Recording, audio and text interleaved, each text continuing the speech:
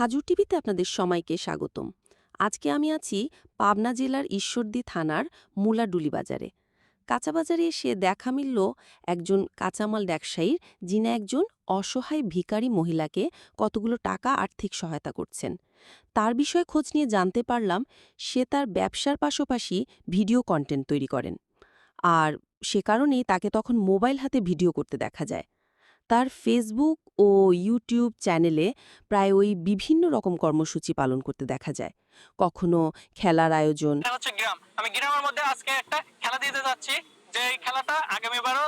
কখনো খেলার আয়োজন, কখনো অসুস্থ মানুষের পাশে দাঁড়ানো, আসসালামু কখনো আলাইকুম গাইস, আই এম অসুস্থ রনি। মানুষের ওয়েলকাম টু মাই সাহায্য। New video. আর এই সকল কিছু তার একার পক্ষেও কিন্তু করা সম্ভব নয়।